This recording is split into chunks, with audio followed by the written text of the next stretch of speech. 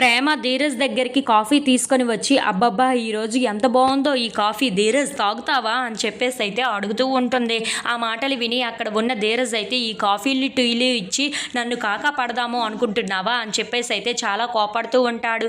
ఆ మాటలు విని అక్కడ ఉన్న ప్రేమ అయితే ఒక్కసారిగా షాక్ అయిపోతూ ఉంటుంది. ఏంట్రా నా ప్రేమ నీకు కాకా పట్టే విధంగా ఉందా అని చెప్పేసి అయితే అడుగుతూ ఉంటుంది. ఇంతలో అక్కడ ఉన్న ధీరజ్ మాత్రం, అవును నువ్వు ఇలా మాట్లాడుతూ ఉంటే నాకు అలాగనే అనిపిస్తుంది, ఇంకా దిగజారిపోయి మాట్లాడేటట్లుగా అనిపిస్తుంది అని చెప్పేసి అయితే అంటూ ఉంటాడు. ఆ మాటలు విని అక్కడ ఉన్న ప్రేమ అయితే చాలా బాధపడుతూ ఉంటుంది. రే ధీరజ్, నీకు అర్థం కావటం లేదురా, ఈ విషయంలో నాది ఎలాంటి తప్పు లేదని నువ్వు తెలుసుకునే రోజులు ముందు ఉన్నాయి అని చెప్పేసి అయితే అనుకుంటూ చాలా బాధపడుతూ అయితే ధీరజ్ వైపు చూస్తూ ఉంటుంది. ఇంతలో అక్కడ ఉన్న ధీరజ్ మాత్రం ప్రేమని పట్టించుకోకుండా అక్కడ నుండి వెళ్ళిపోతూ ఉంటాడు. అది చూసి అక్కడ ఉన్న ప్రేమ మాత్రం, రే ధీరజ్ నన్ను కాలేజ్ వరకు డ్రాప్ చేయరా ప్లీజ్ రా అని చెప్పేసి అయితే అడుగుతూ ఉంటుంది. ఆ మాటలు విని అక్కడ ఉన్న ధీరజ్ మాత్రం, నాకు ఇలాంటివి ఏమీ తెలియదు అని చెప్పేసి అయితే అక్కడ నుండి వెళ్ళిపోతూ ఉంటాడు. అది చూసి అక్కడ ఉన్న ప్రేమ అయితే చాలా బాధపడుతూ ఉంటుంది. ఇంతలో అక్కడ ఉన్న చందు వాడు అలా వదిలి వెళ్ళిపోవటం చూసి, వాడు నిన్ను అర్థం చేసుకోలేకపోతున్నాడు, తర్వాత నీ గురించి అంతా తెలిసిన తర్వాత వాడు పశ్చాత్తాప పడతాడమ్మా ఖచ్చితంగా అని చెప్పేసి అయితే అంటూ ఉంటాడు. ఆ మాటలు విని అక్కడ ఉన్న ప్రేమ అయితే చందు వైపు అలా చూస్తూ ఉండిపోతుంది. ఇంతలో అక్కడ ఉన్న చందు మాత్రం, పద నేను డ్రాప్ చేస్తాను అని చెప్పి అంటూ ఉంటాడు.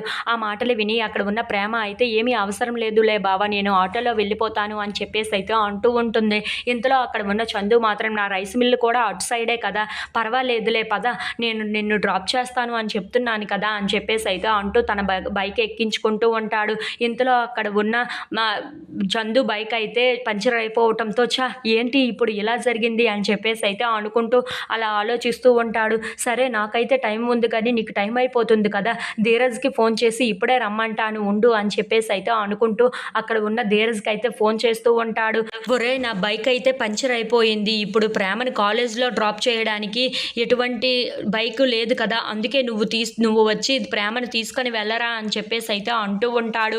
ఆ మాటలు విని అక్కడ ఉన్న ధీరజ్ అయితే, నాకు అవ్వదు అన్నయ్య అని చెప్పి అంటూ ఉంటాడు.